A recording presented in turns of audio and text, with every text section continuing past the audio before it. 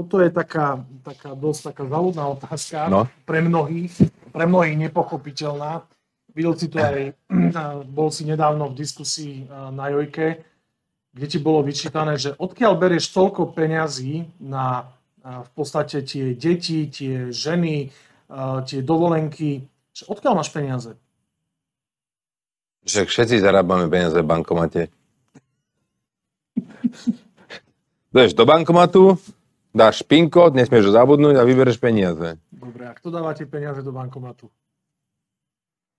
Však banka. Dobre, vážne. Dobre. Takto. Ja podnikám 30 rokov, vlastním lyžařské stredisko na Donovaloch. Od ktorého roku vlastne? Od roku 91. Od 91, takže vyše 30 rokov.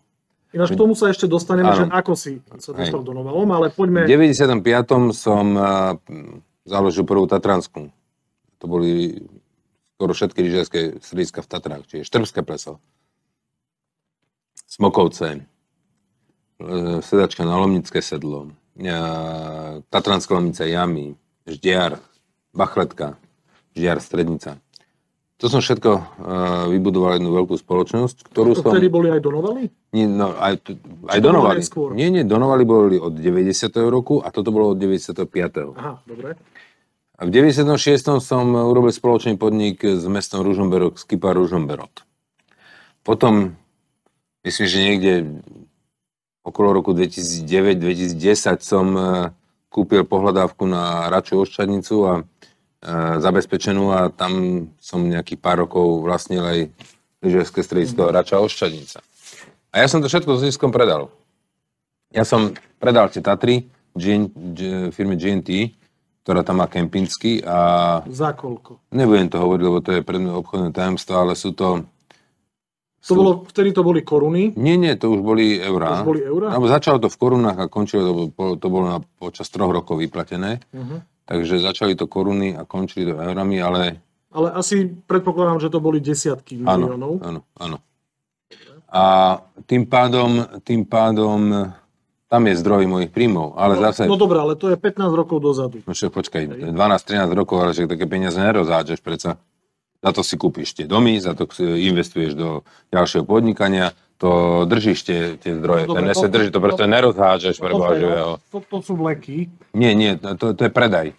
Predaj, no. Takže to je prvý zdroj príjmu a druhý zdroj mám tie Donovali, tie mi stále bežia a rádia.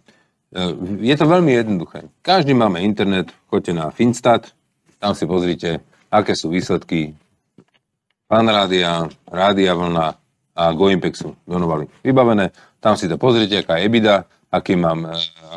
Čo je to EBITDA? To je EBITDA je hospodársky výsledok spoločnosti pred odpismi a daňami. To znamená, že zisk pred odpismi a daňami, to je EBITDA. To znamená, že tam si môžeš pozrieť, ako sme mali EBITDU a z toho si jasne vypočítaš, že keď odpočítaš z toho dane, 21% a odpočítaš z toho odpisy, ktoré vlastne sú u teba, to si dávaš dole, tak máš veľmi ľahko, si vieš odhadnúť asi, aký zisk. Čiže aby sme to zjednodušili. Tak to je do 2 miliónov ročne. Čiže 2 milióny ročne, zhruba je tvoj príjem. 2 milióny a z toho kryjem bez problémov tých 200, 300, 400 tisíc na výživné na moje matky a moje deti. Čiže aj keby som 600 tisíc dal z toho, tak je to úplne smiešná suma oproti 2 miliónom. Čiže ešte stále mi ostáva dosť na moje koníčky. Poďme na ďalšiu otázku. A to je každý rok, takže to si vie každý pozrieť. Finstat, platím dane a zvyšok je moje a môžem si s tým robiť, čo chcem, môžem dávať z toho výživné, môžem si z toho kupovať letenky, všetci majú problém s mojimi letenkami, ale to robia len tí ľudia, ktorí sú závisliví, ktorí v živote nič nedosiahli, ktorí proste väčšinou sú to politici, dneska som o jednom takom hovoril, takže títo majú s týmto problém absolútne. Vyčítajú mi starý rozpadnutý kaštiel, ktorý som si kúpil za 4 milióny korún, čo je za 110 000, 130 000 eur som mu kúpil pred 22 rokmi alebo 3. No tak akože, halo, tak sa ideme teraz baviť o tom, že Kollár má kaštiel. 130 000 eur som ho... 130 000, presne. Takže akože ukludníme sa, pán Danko. Poďme